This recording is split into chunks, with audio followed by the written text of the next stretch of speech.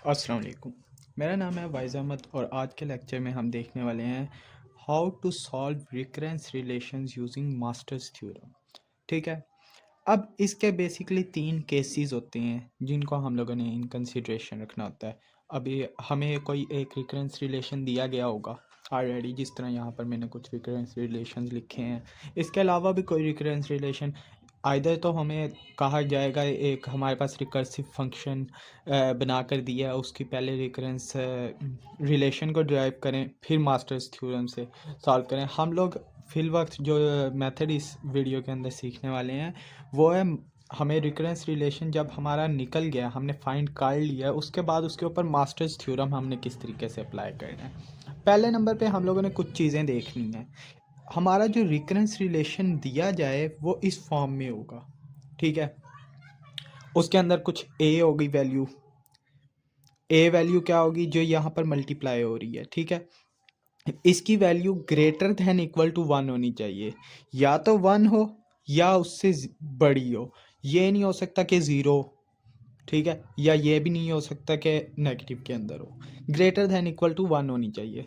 उसके बाद बी की वैल्यू, ये जो सी हमारे पास कह लें बटे के अंदर लिखी हुई है, क्वेश्चन के अंदर लिखी हुई है, ये वैल्यू ग्रेटर दैन 1 होनी चाहिए। इसका क्या मतलब है? इसका मतलब है हम लोग अगर मास्टर्स थ्योरम अप्लाई करना चाह रहे हैं तो फिर हमारी जो रिकर्सिव डेफिनेशन के अंदर ये जो टी ऑफ एन गिवन होगा यहाँ पर बटे की सूरत में कुछ हो। ठीक है। अगर हमारे पास 1 होगा ना तो फिर वो जौन सा किसी चीज़ को भी हम 1 से डिवाइड करें वो एग्जैक्ट वही चीज़ वापस आ जाती है।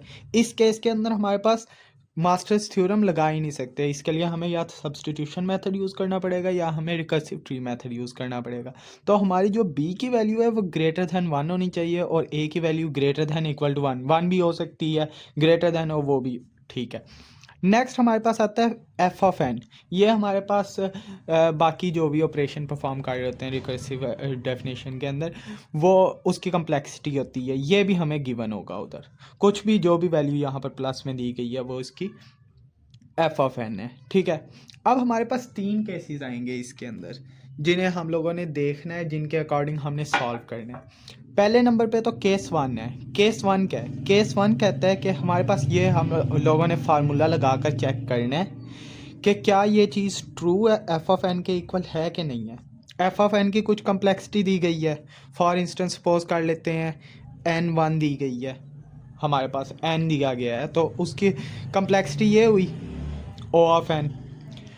क्या वो हमारे पास अगर हम लोग ये फार्मूला लगाते हैं इसके इक्वल आती है कि नहीं आती? अब ये फार्मूला क्या है? लॉग बेस बी और ऊपर हमारे पास ए आ जाएगा। ठीक है। इसके लिए हम लोग क्या करेंगे? बी की वैल्यू हमें गिवन है, बी की वैल्यू इधर पुट की, ए की वैल्यू इधर पुट की, इस चीज़ को कंप्यूट किया और चेक किया क्या ये ग्रेटर दैन दिस कम्प्लेक्सिटी है या क्या ये स्मॉलर दैन है। अगर तो ग्रेटर दैन होगी तो जाहिर सी बात है कुछ एप्सिलॉन इससे माइनस हो रहा है। क्या मतलब हुआ इसका? यानी कि फॉर इंस्टेंस मेरे पास एफ ऑफ एन जोन से है, मैं इधर नीचे करके दिखाता हूँ।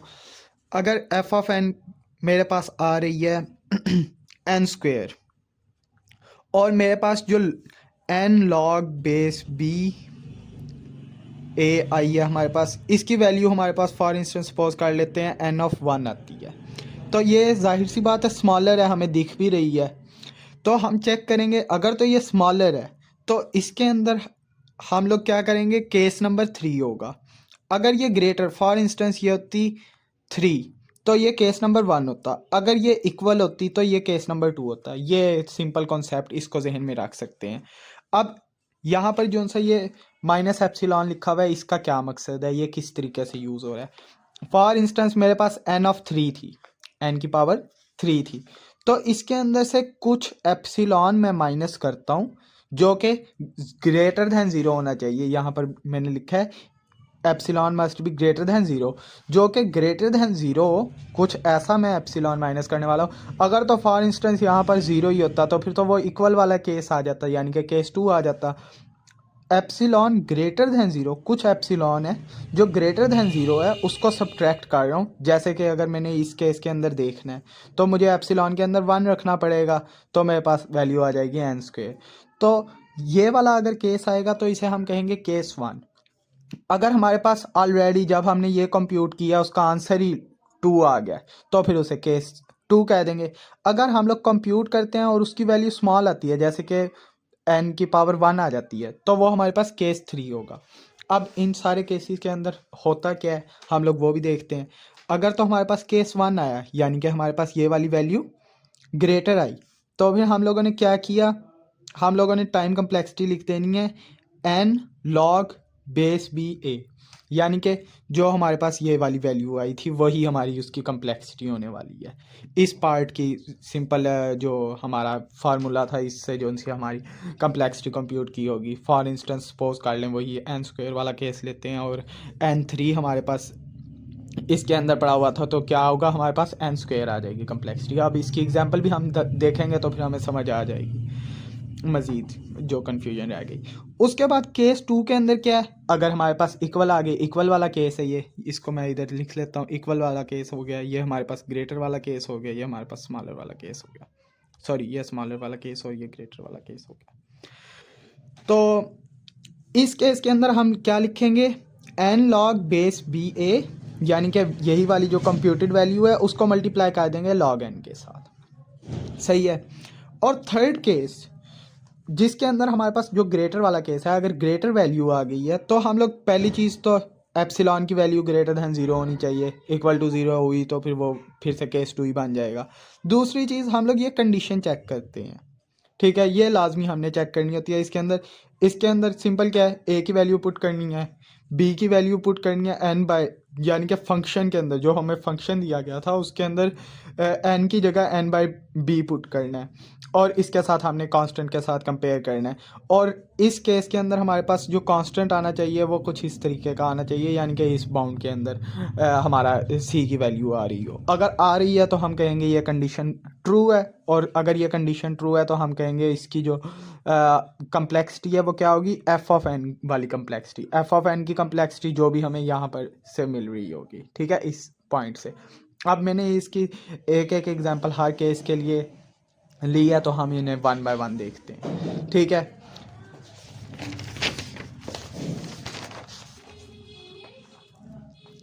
फर्स्ट केस हमारे पास आता है ये वाला, first question 9t n/3 plus n। अब जिस तरह के हम लोगों ने पिछले पेज पर देखा था कि पहली चीज़ हमारी क्या होती है, a की वैल्यू, बटे के अंदर जो लिखी होती है वो क्या होती है हमारी b की वैल्यू। हमने चेक किया क्या ग्रेटर दैन इक्वल टू 1 है a, यस इक्वल टू है, ग्रेटर दैन इक्वल 1 है तो फिर ट्रू हो गया। उसके बाद b की वैल्यू 3 है, क्या ग्रेटर दैन 1 है, ये भी ट्रू है बात। उसके बाद f ऑफ n हमारे पास निकल आई n, यानी कि इसकी जो कम्प्लेक्सिटी है वो निकल आई o ऑफ n, लिख सकते हैं हम सिंपली, पावर 1 है ना इसकी, ठीक है। तो हम चेक करते हैं क्या ये केस 1 को होल्ड करती है। केस 1 क्या था हमारा, माइनस एप्सिलॉन वाला, ठीक है। हम लोगों ने कंप्यूट की लॉग बी ए माइनस एप्सिलॉन, इसकी हम लोग कैलकुलेशन सिंपल, इसका तरीकाकार ये आप कर सकते हैं यूज़, log 9 बाय log 3। जब इस तरीके से करेंगे तो आपको कंप्यूटेड वैल्यू मिल जाएगी जो कि होगी 2, ठीक है। अब क्या हमारे पास यहाँ अगर मैं सिंपल देखूँ, ओ ऑफ एन की पावर 1 थी, ओ ऑफ एन की पावर 1 थी हमारे पास यहाँ पर, जो हमारे फंक्शन की वैल्यू आई थी, क्या 1 हमारे पास 2 से लेस है। हाँ जी, हम लोग देख सकते हैं, सिंपल सी बात है, ये लेसर वाला केस था, इसके अंदर 2 ग्रेटर आ रहा है 1 छोटा आ रहा है। अगर 2 से मैं कुछ एप्सिलॉन निकालता हूँ, कोई एप्सिलॉन की वैल्यू कुछ निकालता हूँ, तो फिर मेरे पास इसके इक्वल आएगी, जो जहाँ पर हम लोग कह सकते हैं एप्सिलॉन अगर 1 निकालता हूँ मैं, तो फिर इसकी वैल्यू इसके इक्वल आ जाएगी। तो ये केस 1 को होल्ड करता है। यहाँ पर हमारे पास हो गया केस 1 ट्रू।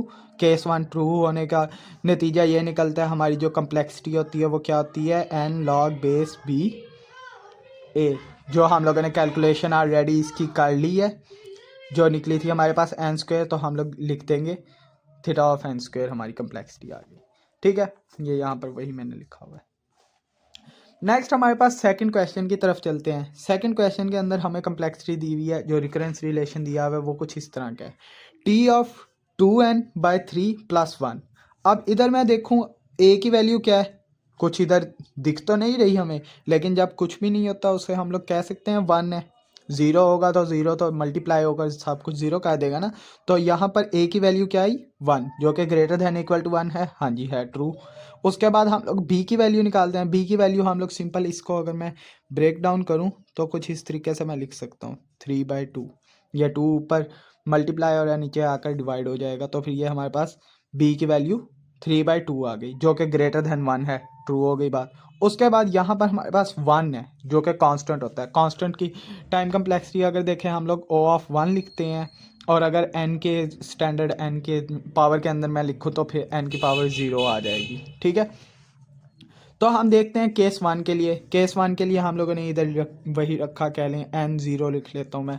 n0 या 1 बात एक ही है, मैं जस्ट कंपैरिजन के लिए इधर लिख रहा हूँ ताकि हमें कंपैरिजन करने में आसानी हो।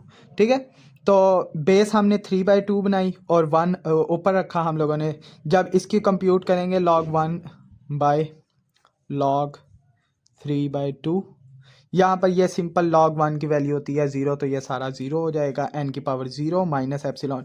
0 तो ऑलरेडी आ गई, यहाँ पर भी 0 आ गई। ये दोनों सेम तो हैं, लेकिन अगर मैं इससे कुछ एप्सिलॉन कम करूँ जो कि 0 से ग्रेटर होना चाहिए, फॉर इंस्टेंस मैं 0.1 भी कम करता हूँ, तो फिर ये माइनस के अंदर वैल्यू चली जाएगी, जो कि इसके इक्वल नहीं आएगी। तो फिर ये केस क्या हो गया हमारे पास, फॉल्स हो गया। नेक्स्ट हम लोग चलते हैं केस 2 की तरफ। केस 2 हमें क्या कहता था, सिंपल हम लोग n log b a लिख लेते थे, यानी कि n log b a लिखते थे। b की वैल्यू पुट की, a की वैल्यू पुट की, जब आंसर आया हमारे पास n ऑफ 0, और हमारे पास फंक्शन की भी क्या कम्प्लेक्सिटी आ रही थी n ऑफ 0, तो ये दोनों इक्वल हैं। इक्वल वाला केस ट्रू हो गया हमारे पास। लेस वाला केस फॉल्स हो गया, क्योंकि इसकी जो सी थी आपस में इक्वल थी लेकिन लेस तो नहीं ना थी, तो इक्वल वाला केस हमारा ट्रू हो गया। केस 2 ट्रू होने की वजह से केस 2 के अंदर हमारे पास कम्प्लेक्सिटी क्या थी, O of n log base b a। ये केसेस आपको याद होने चाहिए। ठीक है, केसेस के अंदर के क्या क्या क्या कम्प्लेक्सिटी आती है, तो हम जस्ट इधर वैल्यूज़ पुट करते हैं। n0 आ गई log n0 को हम लोग 1 लिखते हैं, तो फिर यहाँ पर हमारे पास log n इसकी कम्प्लेक्सिटी आ गई। अब नेक्स्ट आता है हमारे पास थर्ड क्वेश्चन, थर्ड एग्जांपल, जो कि केस 3 की होगी। अब इसको देखते हैं। इस क्वेश्चन के अंदर सिंपल क्या है जी, हमारे पास क्वेश्चन दिया गया 2t n/2 plus O of n square. तो इसके अंदर हम लोग पहले देखते हैं a की वैल्यू क्या आई 2, ग्रेटर दैन इक्वल टू 1 है, ट्रू। b की वैल्यू क्या आई 2, ग्रेटर दैन 1 है, true. f of n, function of n की उसने डायरेक्ट कम्प्लेक्सिटी ही हमें दे दी है, तो हम लोग डायरेक्ट उसकी कम्प्लेक्सिटी लिख लेते हैं O ऑफ n स्क्वेयर। अब हम चेक करते हैं केस 1। केस 1 क्या था हमारे पास, n log base b a minus epsilon. log base b a किया हम लोगों ने, इसको मैं इधर लिख लेता हूँ, n log base 2 minus epsilon. जब हम ये log 2/2 करेंगे तो फिर इसकी वैल्यू क्या आ जाएगी 1, तो n की पावर आई 1 माइनस एप्सिलॉन। यहाँ पर क्या है हमारे पास 2, तो ये हमारे पास सिंपल अगर हम लोग जनरली देखें तो फिर हमें पता चल जाता है कि ये ग्रेटर वाला केस हमारे पास आने वाला है, जो कि हमारा थर्ड केस होता है। 2 जो सा ग्रेटर देन 1 है, तो इसके अंदर से कुछ निकाल कर माइनस सब्ट्रैक्ट करें, 1 के अंदर से कुछ सब्ट्रैक्ट करके हम लोग उसको 2 तो नहीं ना बना सकते, जिस केस के अंदर एप्सिलॉन को हम लोग ग्रेटर देन 0 करने वाले हैं, यानी कि नेगेटिव कुछ नहीं हो सकता ये। ठीक है, नेगेटिव वाले केस के अंदर तो हम लोग कर सकते हैं, लेकिन वो नहीं, हमारे पास ये चीज़, ये वाली कंडीशन भी हम लोगों ने फॉलो करनी है। तो ये वाला केस तो हो गया फॉल्स। अब हम लोगों ने नेक्स्ट केस चेक किया, इसके अंदर हम लोग log बेस 2 लिखते हैं उसी तरीके से, इधर मैं लिख लेता हूँ ताकि कन्फ्यूजन ना हो। तो इसको जब कैलकुलेट किया, यहाँ पर 1 आया, यहाँ पर n स्क्वायर था, क्या ये इक्वल है, नहीं ये भी इक्वल नहीं है, तो फिर ये केस भी हमारे पास फॉल्स हो गया। अब थर्ड केस क्या है, थर्ड केस के अंदर हम लोग कुछ ऐड कर रहे होते हैं। ठीक है, 1 आया था, यहाँ पर है 2, तो अगर 1 के अंदर मैं 1 ऐड करता हूँ तो फिर क्या वो 2 नहीं बन जाएगा, बन जाएगा, तो फिर हम लोग कहेंगे ये वाला केस हमारा ट्रू है। अब यहाँ पर ही हमने डायरेक्ट कम्प्लेक्सिटी नहीं लिखते, नहीं, हम लोगों ने पहले चेक करना है, वो कंडीशन हमने चेक करनी है, a dot f n by 2 less than equal to c dot f n है क्या, जिस केस के अंदर 0 से 1 की रेंज के अंदर हमारा c होना चाहिए। तो हम a की वैल्यू पुट करते हैं, जो कि हमारे पास क्या थी टू, ये ऊपर हमारे पास लिखी हुई है टू, बी की वैल्यू हम लोगों ने 2 पुट करनी है और एफ ऑफ एन की वैल्यू हम लोगों ने एन स्क्वायर पुट करनी है। यहाँ पर वो सारी वैल्यूज हमने पुट की। 2 डॉट एफ ऑफ एन हमारे पास क्या था, एन स्क्वायर। तो फिर अगर हम लोगों ने f of n by 2 find out करना है तो एन की जगह हमारे पास आ जाएगा एन बाई 2 का होल स्क्वायर, वही यहाँ पर लिखा हुआ है 2 डॉट एन बाई 2 का whole square c dot n square. यहाँ पर क्योंकि एफ ऑफ एन आता है सिंपल, तो एन स्क्वायर आ गया, 2 का स्क्वायर 4 होता है, 2 1 टाइम्स 2 2 टाइम्स, एन स्क्वायर से cancel, 1/2 less than equal to C, जो कि जनरली अगर देखा जाए तो 0.5 बनता है। और इसको हम लोग कहेंगे कि ये इस रेंज के अंदर 0 से 1 की रेंज के अंदर ही हमारी वैल्यू आई है।